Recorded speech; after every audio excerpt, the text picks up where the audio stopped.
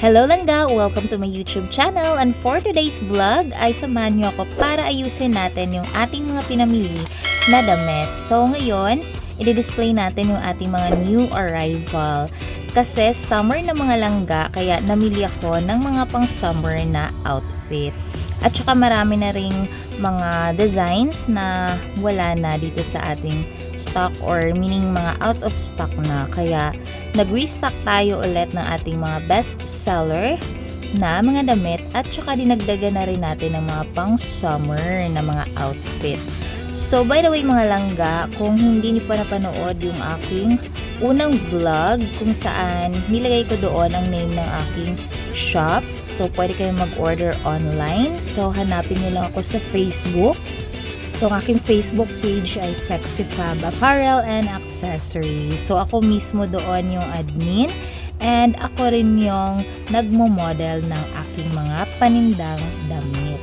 So doon sa aking Facebook page mga langga, marami doong mga bago, at saka doon nagpo-post ako ng mga updates, mga new arrival, and nagle-live din ako doon every time na may mga new arrival tayo mga langga. So pwede kayong mag-order sa akin online. So nag-ship ako nationwide, and ang courier natin ay JNT Express. At syempre nag-accept ako ng GCash payment. At namili rin pala ako ng mga bags mga langga, panlalaki at saka pambabae. At saka meron din tayong mga wallet na bago, and other accessories na rin mga langga. Kasi marami-rami na rin talaga yung mga out of stock na dito sa ating shop. Habang inaayos natin to ating mga pinamili mga langga, magkukwento ako sa inyo. I-share ko sa inyo kung paano ako napunta sa negosyo na RTW business, paano ako nag-start, paano ako tumagal sa ganitong klaseng negosyo. So, bata pa lang talaga ako mga langga, nasanay na talaga akong magtinda, at mahilig talaga akong magtinda-tinda. Kasi meron kaming sari-sari store dati. So yun yung business ng aking mama tsaka papa. So si mama din talaga is madiskarte, at tsaka mahilig din talaga siya mag-business. At nagtitinda siya ng kahit ano. So dahil madiskarte nga yung aking mama, so marami din siyang alam na pwedeng pagkakitaan. Like bukod sa sari-sari store, nagluluto din siya ng ulam, nag-hot cake din siya na binibenta niya sa school, and then nagba-barbecue kami. So marami talaga siyang mga diskarte mga langga na pagkakakitaan. And yung father ko naman is nagtatrabaho siya. At nung elementary ako mga langga, nagluluto si mama ng yema, at dinadala ko yun sa school, binibenta ko yan sa mga klase ko.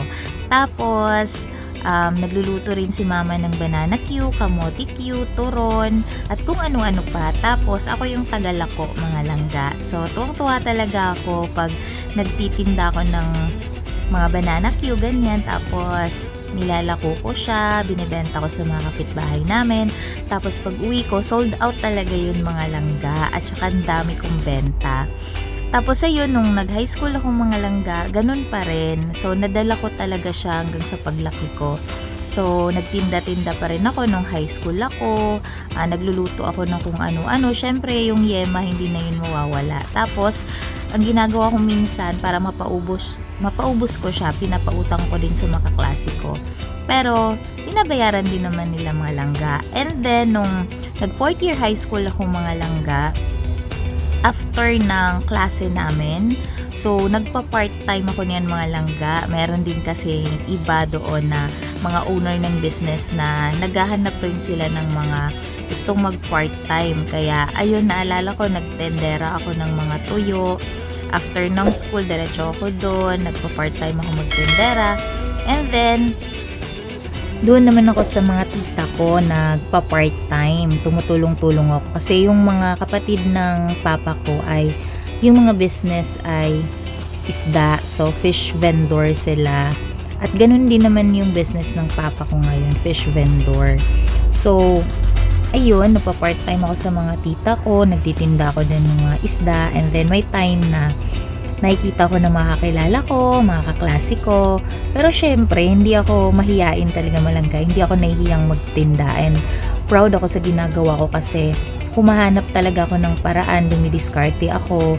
Kahit papano, nabibili ko yung mga pangailangan ko, mga projects ko.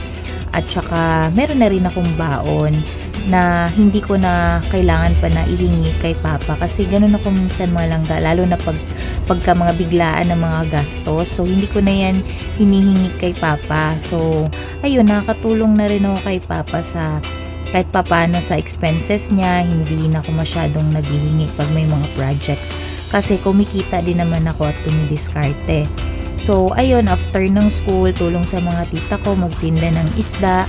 At ayun, binibigyan nila ako ng pera kaya may pambili na rin ako ng mga projects sa school and then may baon na ako. Tapos may uwi pa akong isda na pwede naming ulamin. So, ganun ako langga. Ganun yung mga diskarte ko nung nag-high school ako. Yun talaga yung lagi kong ginagawa. Ang kumita talaga ng pera kasi mahirap sa province mga langga kapag wala kang pera. So, dahil nga dumidiskarte ako noon, kaya nakapasok talaga ako lagi sa school. At saka ang ginagawa ko dati, naglalakad lang ako, hindi ako sumasakay ng tricycle papuntang school. Gumigising ako ng maaga, nilalakad ko lang yan papuntang school para matipid ko yung pamasahe at saka yung baon ko.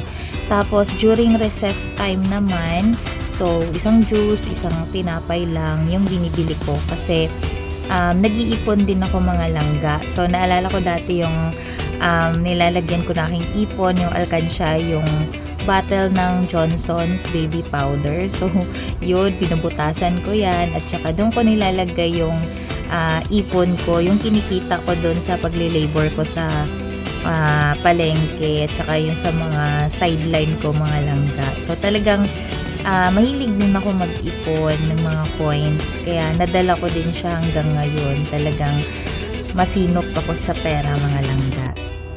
So ito na nga mga langga, ikukwento ko na sa inyo, napahaba masyado yung aking sharing. So ito na nga, paano ko napunta sa ganitong business.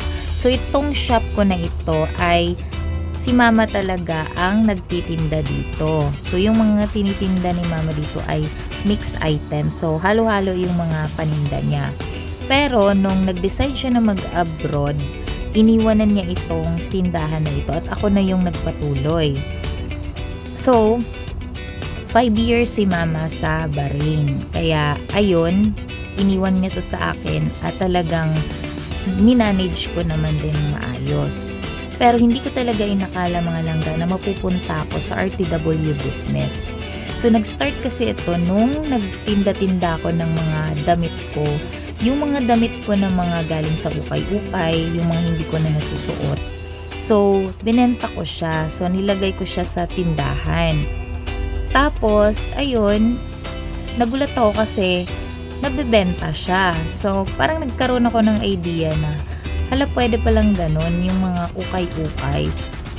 Dahil naubos na lahat ng mga ukay ko na damit, dahil naibenta ko na lahat mga langga. Yung kinita ko dun sa ukay-ukay ko na mga damit ay nagka-idea ako na ipuhunan ko. Bakit hindi ko ipuhunan yon tapos ipamili ko doon ng another mga ukay-ukay na damit. So, mahilig akong mag-ukay-ukay talaga mga langga.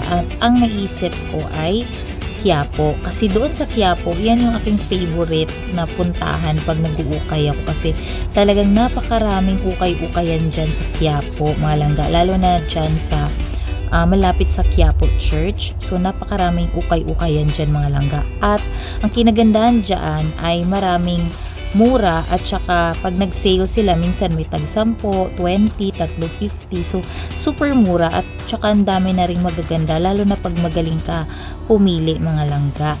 So ayun, nagka-idea ako na itong pinagbentahan ng damit, yung kinita ko sa damit is ipapamili ko ng another ukay-ukay na mga damit. So pumunta ko ng Quiapo at saka mga langga, yung kinita ko na 500 pesos pinamili ko yon. So, 2 plastic bag na yon na pula na stripe. So malalaki yun. 2 plastic bag ang inuuwi ko sa bahay mga langga at puno yun ng mga ukay-ukay. So meron doon tig 5 pesos, 10 pesos. So super mura mga langga. Tapos ang ginawa ko noon, nilabhan ko yun, nilaban ko ng maayos, tapos pinlansya ko para pag dinisplay ko siya presentable. Tapos may mga hanger naman ako sa bahay, so yun yung ginamit ko. Tapos sinabit ko lang doon sa tindahan. Tapos sobrang natuwa ako mga langga kasi yung mga pinamili ko naubos na naman at meron na akong mga repeat na mga customer at saka nagagandahan sila sa mga paninda kong ukay kasi ewan ko ba nga mga langga, siguro itong talent ko na ito, yung mga taste natin sa damit, yung siguro hindi ko ma-explain pero talagang mahilig ako sa magaganda na damit, no? So ayun, masipag talaga akong mag-ukay mga langga. So talagang pinipili ko yan pa isa-isa sa hanger. Kaya ayun, maraming nagkagusto doon sa mga ukay-ukay na napili ko. Kaya ayun, pabalik-balik yung mga customer ko. So doon talaga mga langga hanggang sa nakaipon na ako. So lagi ko na siyang ginagawa. Pagkaubos, punta agad sa Quiapo, namimili. So paulit-ulit na ganun. Hanggang sa nakaipon na ako ng medyo malaki-laki na langga. Tapos nag-start na akong bumili ng mga brand new na damit. So kaya eto na siya ngayon mga langga, no? Naparami ko na siya from ukay-ukay hanggang naging brand new. Tapos dumami na rin yung aking mga buyer hanggang sa tumagal talaga ako sa ganitong business mga langga kasi hawak ko na ito magsi 17 years na ako sa RTW business. And bakit ako tumagal? At bakit ito yung napili ko? So siguro mga langga, para talaga ako sa ganitong business kasi hindi ko talaga ito inakala na mapupunta ako sa ganitong negosyo.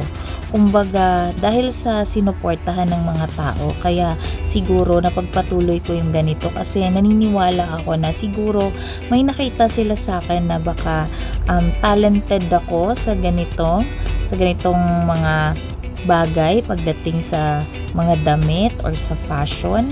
Hindi ko alam mga langga, basta ganun kasi ang alam ko lang is natutuwa ako sa ginagawa ko and talagang mahilig ako sa mga damit mga langga, mga kikay-kikay na damit, mga accessories. So hindi ko ito inakala talaga mga langga kasi dati hindi ko afford yung mga damit na gusto ko. So talagang hirap talaga mga langga nung mga time na nasa province ako nag-aaral. So hindi ko pa afford yung mga damit na mga gusto ko, pero mahilig ako sa mga damit. So ukay-ukay lang talaga yung binibili ko, ganun kasi doon naman sa province namin maraming ukay-ukay na mura, so kaya nakakabili rin naman ako kahit papaano. So ay mga langga, hindi ko to inakala na magiging RTW business ako. So dahil nga sinusuport ng tao, kaya nandito pa rin ako ngayon. At siguro dahil tumagal ako dito dahil gusto ko yung ginagawa ko, mahal ko yung ginagawa ko, masaya ako kapag ginagawa ko to. And sa business mga langga, hindi lagi may kita, no? Hindi lagi may benta ka. So may mga times talaga na nag-struggle ka din, may mga araw na matumal, walang benta, at may mga araw din na taglakas. So ganoon naman talaga ang negosyo, pero napagdaanan ko na yun mga langga sa ilang mga taon na sa pagtitinda ko, sa pagbe-business ko, naranasan ko yung tagtumal, taglakas. And dahil doon sa kagustuhan ko talaga itong ginagawa ko, mahal ko yung ginagawa ko, passionate ako sa ginagawa ko, hindi ako napapagod mga langga, may benta man o wala, kasi gusto mo talaga yung ginagawa mo at nag-e-enjoy ako sa ginagawa ko. Alam mo yun mga langga na kahit pagod ka, pero dahil love mo yung ginagawa mo, is talagang napapawi naman. And lalo na pag may mga customer ka, mga buyer ka na pabalik-balik sa'yo, tapos kino-compliment lahat yung mga gawa mo. Nagagandahan sila, nasasayahan sila sa mga items na bibili nila sa akin na magaganda. So, talagang lumalaki at tumataba yung aking puso, mga langga. At kaya, mas nai-inspire pa ako pagka na-appreciate ako ng aking mga customer, ng aking mga buyers. So, super thankful talaga ako, mga langga. Kaya, sa pagbi-business, kailangan mo talagang makisama sa mga customer mo. Pakita mo sa kanila na nagki-care ka sa kanila, hindi lang yung benta-benta. So, i-approach niyo sila ng maayos, i-offer niyo yung mga items na sa tingin mo ay babagay sa kanila at masasagot mo yung mga pangangailangan nila. Kasi ako, mga langga, nagki-care talaga ako sa mga buyer ko, and bina-value din nila yung mga ino-offer ko sa kanila, like mga suggestion ko, ayan. So, naniniwala sila sa akin, like pagka nagtatanong sila kung anong bagay sa kanila, anong maganda, talagang nagsasuggest ako, mga langga. And ini-explain ko yan kung bakit ganito, kung bakit ito, at nagugustuhan nila yun, mga langga. And kahit medyo pricey yung ating mga paninda, kasi good quality naman yung mga fabrics, ay talagang naniniwala sila sa akin, mga langga. And sa akin, sapat na yon yung tiwala na yung binibigay sa akin ng tao. Sapat yun sa akin, and sobrang masaya ako dun, mga langga, dahil hindi naman ako tatagal sa ganito kung hindi sila nag-trust sa akin at hindi sila umuulit sa akin. Kaya sa lahat ng mga nagsusupport sa aking business, talagang thankful ako, mga langga. So, dapat maging friendly tayo and approachable sa ating mga customer. So, galing nakasmile kahit pagod ka. Kasi ganun talaga ako, mga langga. Friendly ako sa mga customer ko. And hindi ako yung tipo na puro benta-benta na lang. So, siguro sa business, mga langga, hindi importante yung puhunan eh. Kasi kung may puhunan ka nga at hindi mo alam kung anong i-business mo, so parang baliwala lang din. Siguro tip ko sa inyo, kung gusto niyo mag-start ng business, doon na kayo sa alamin niyo kung saan kayo magaling. Alamin niyo kung ano yung mga kinahihiligan yung gawin na pwede niyong pagkakitaan. Like ako, mahilig ako sa fashion, mga damit. So, ayun, dito ako nag-start. Ito yung naisipan ko na, ituloy ko na. Since discover ko lang naman siya na may talent ako sa ganito, and sinuport naman ng mga tao din, tinuloy ko na. So, ayun, at nag-work naman yung business sa akin na ito, mga langga. Kaya ako tumagal. So, first talaga, mga langga, is to start. So, kahit ano man yan, kung may puhunan or wala, maging ka lang talaga, creative, and dapat may idea ka din, and then kailangan action taker ka, mga langga. Kasi ako dati, kahit wala akong ganong puhunan, pero gusto kong umpisahan mo na, no, kahit anong paraan pa yun, basta makaumpisa ka. Kung anong meron ka dyan, mag-start ka, mga langga, na mag-business. Malay mo, kasi lahat naman ng business is may risk, so dapat risk taker tayo. So, dapat action taker tayo. Then, alamin mo kung ano yung makinahihiligan mo. Yun ang umpisahan mo para hindi ka mahirapan, mga langga. Kasi mahirap yung gaya-gaya tayo sa business. Mahirap mag-start ng business pagka nanggaya lang tayo. Mahirap mag-start kapag hindi natin alam kung ano yung i-business natin. So, kailangan knowledgeable ka din doon sa product na ititinda mo. At kahit papano is gusto mo yung ginagawa mo at yung nag-e-enjoy ka. So, yun lang, mga langga, yung isi-share ko sa inyo. And I hope na na-inspire kayo sa aking kwento. And then, sa mga gustong mag-business, mag-start na kayo, mga langga. Huwag kayong matakot na mag-fail dahil kasama na yon sa risk, no? Yung failures, dyan tayo matututo. And naranasan ko na din yan, mga langga. So, marami pa akong napagdanan sa negosyo. So, siguro susunod ko na lang ikwento sa inyo. So, gusto ko lang to i-share sa inyo, mga langga, para naman ma-inspire naman kayo at para naman din may kabuluhan itong vlog na ginagawa ko. At kung magbi-business ka, mga langga, at takot ka na walang magsusupport sa'yo, mga friends mo or kamag-anak mo, okay lang yun, mga langga. Kasi yung the best na supporters ay yung mga strangers. So, sila talaga yung kailangan natin, no? Kasi ako, yung mga tao talaga na hindi ko kakilala, yun talaga yung sumuporta sa akin. So, wag mong i-mind yung mga kaanak mo or mga kakilala mo. So, mas lang isipin kung hindi ka nila isusupport. Basta, magpatuloy ka lang, mag-start ka lang, and trust yourself mga langga na kayang-kaya mo gawin yan. So, ayun lang mga langga, and thank you sa panonood ng aking vlog, and I hope na may natutunan naman kayo at kahit naman papano na-inspire kayo sa aking story.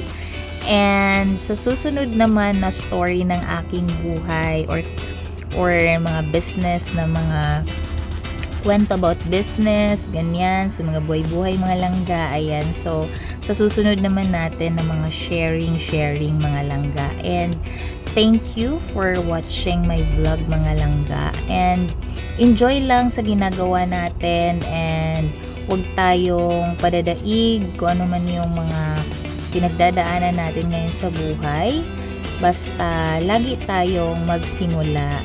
Kung nag-failed man, magsimula ulit. So, trust the process mga langga. Kasi lahat ng bagay, ma-business man yan or kung ano man yung gusto mong gawin sa buhay, lahat naman ay may process yan. So, hindi agad-agad nakukuha natin yung mga inaasam natin. So, kailangan talaga ng tiyaga and trabahuin lang natin mga langga yung mga gusto natin na mangyari sa ating buhay at gusto natin na ma-achieve. So, trabahuin lang natin. So, yun lang mga langga, and thank you for watching my vlog. And sa mga hindi pa nakasubscribe, pakisubscribe naman po at pakilike ng ating video. So, thank you for watching mga langga, and see you on my next vlog.